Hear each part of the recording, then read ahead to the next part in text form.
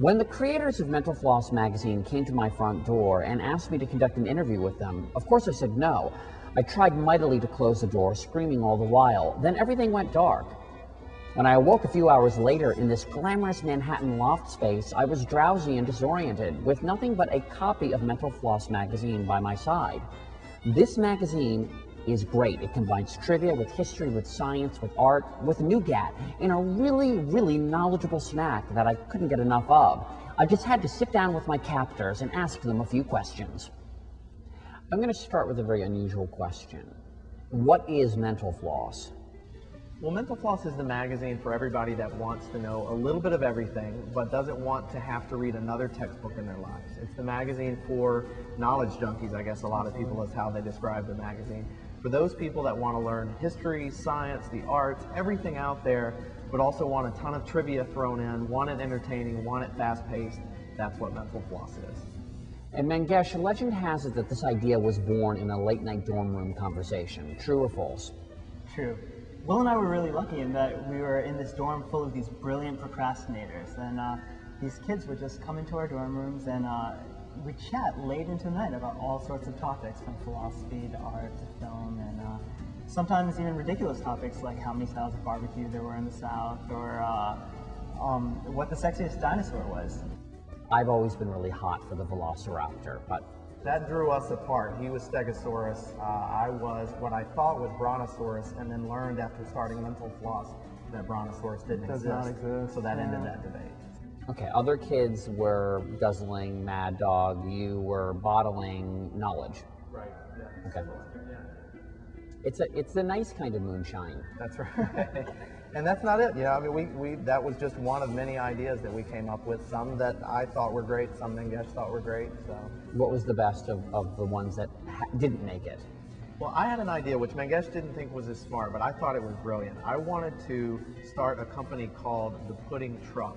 And what you would do is you take one of those cement trucks. You've seen them out there. They've got the spinning thing, whatever it's called, and the cement is in there churning around. Well, I would want to take it and put pudding in there, probably chocolate pudding. And you would go around the neighborhoods and you'd compete with the ice cream truck, except with a much louder pudding truck song, so that nobody even heard the ice cream truck. And the kids would run outside, they'd have their hands, they'd reach out under the chute, and it would just shoot out all of this pudding, and they would just devour it. I mean, it would be amazing to have this pudding truck. Unfortunately, we realized, we looked on eBay, we looked everywhere else, pudding trucks that some people know as cement trucks cost, tens of thousands of dollars. So unfortunately, we haven't forgotten our dream, but we haven't been able to do that yet either. So we started Mental Floss. When you guys started Mental Floss, a lot of magazines were folding. What was the secret to your success? Yeah, that was a tough one, because obviously we were starting Mental Floss in a difficult time. We were looking around, watching, as you mentioned, magazines folding left and right. And so we decided, let's go out, spend some time at the newsstands, and look at some other magazines that are successful, that are working. And I actually thought I would show you some of these just to see if you could tell what we were looking at. We were looking at the covers, just trying to see what do all these successful magazines have in common.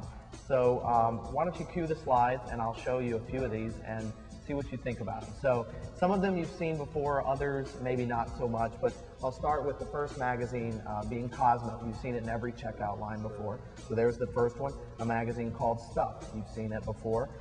Razor magazine was a new magazine. I know I'm going quickly through these, but Shape magazine is the next one.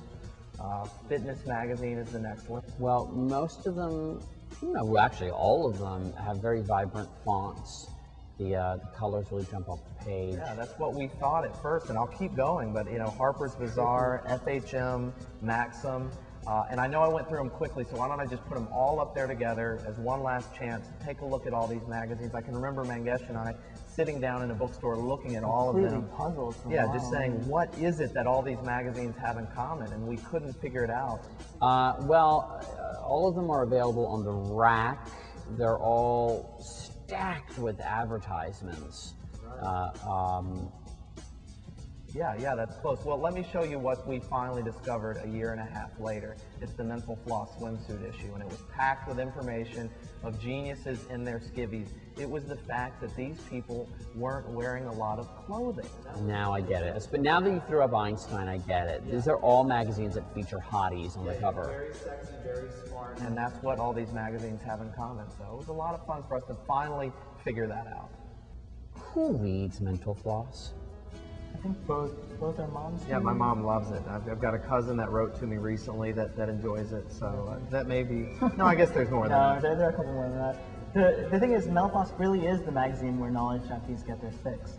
And while that means a lot of people read the magazine, we also get high school students write into us and they tell us that this is their favorite magazine. Sometimes the elderly write in and let us know that they want to see a large print edition. Yeah, we had a nursing home write to us that tell us we need more copies, they're disappearing. So, it's funny to see how many people would read it. The common denominator is really just people who want to keep learning. Newsweek has described you guys as the titans of trivia. How do you respond to that? It is accurate to say there's a lot of trivia in the magazine. There's much more than trivia in the magazine. It's fun, it's fast-paced, but at the same time, we really are trying to help people learn the stuff that they've always wanted to know, that they feel like they should have learned in school, but because of boring teachers or dry textbooks, they never got a chance to, and here's our way to make it a little more entertaining.